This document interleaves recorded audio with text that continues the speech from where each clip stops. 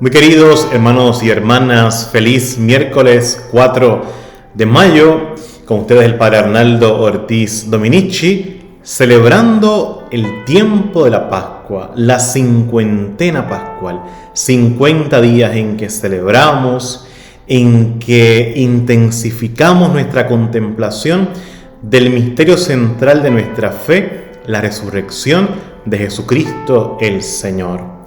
Y en este tiempo, en la primera lectura, como vamos viendo, no se toma del Antiguo Testamento, sino del libro de los Hechos de los Apóstoles, que es la vida de aquella comunidad resucitada, de aquella comunidad que fue al mundo a anunciar el Evangelio, de aquella comunidad que es la iglesia primitiva, que es nuestra iglesia, es la única iglesia.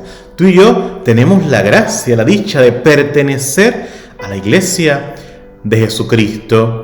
Tú y yo somos hermanos de Esteban, de Saulo, de Lidia, de las santas mujeres, de aquella primera comunidad. Somos la continuación del nuevo pueblo de Dios que es la iglesia. Y es interesante que podamos descubrir cómo vivía esta comunidad. Cómo era la vida de aquellos que habían tenido el encuentro con el Señor, de aquellos a quienes Él se le había aparecido y comenzaron a anunciarles, y otros que se fueron uniendo poco a poco. Fíjate que hoy estamos en el capítulo 8, versículos 1 al 8. Comienza diciendo que se desató una gran persecución contra la iglesia de Jerusalén. Es una de las características de la iglesia, santa, católica, apostólica, una santa, católica, apostólica y perseguida. Esto caracteriza a la iglesia, ser perseguida es así.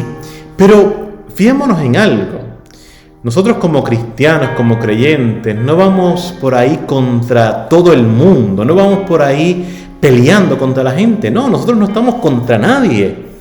Nosotros estamos de parte de Jesucristo. Estamos de parte de Jesucristo. Entonces, claro, cuando anunciamos al Señor, pues chocamos, nos confrontamos con todo aquello que va en contra de la vida nueva, de la buena noticia de la salvación que Cristo nos trajo. Por ejemplo, un tema de estos días, el tema del aborto.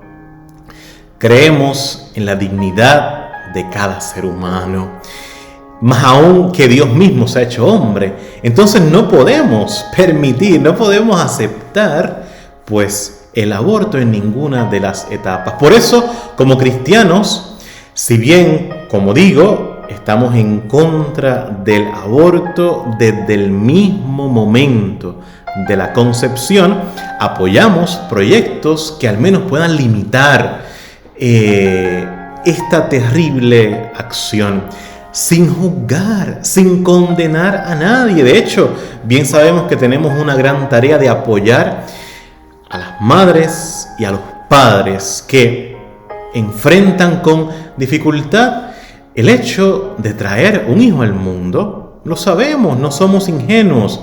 Hay muchísimas circunstancias difíciles, pero eso no justifica que se elimine la vida de un ser humano. Entonces, bueno, la iglesia es siempre perseguida. Eso es así. Es un distintivo, es un sello de garantía.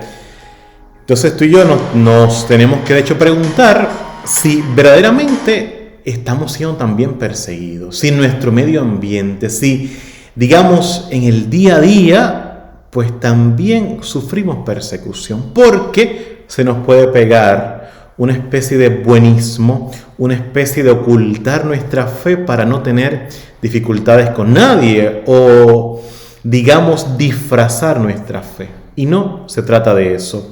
Respeto a todo el mundo, pero siempre de parte de Jesucristo. Segundo, es muy interesante que el hecho de que en aquella comunidad, pues hay unos hombres piadosos, pero hay unos hombres que están persiguiendo a la iglesia.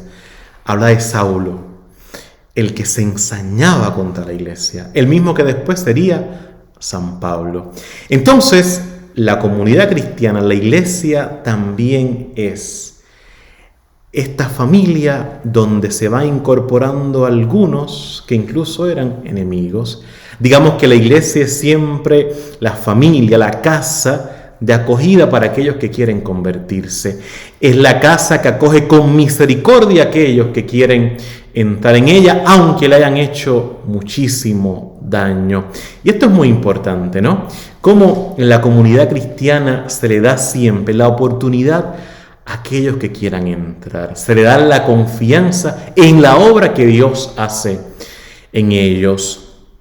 Y luego, algo interesante, esta persecución provocó pues que muchos se dispersaran, pero allí donde iban anunciaban el Evangelio. Digamos que todas las circunstancias de nuestra vida son propicias, aunque sean muy duras, muy difíciles, para que anunciemos el Evangelio, para que hagamos presente al Señor. Entonces, ante la presencia de la comunidad, dice que la ciudad se llenó de alegría.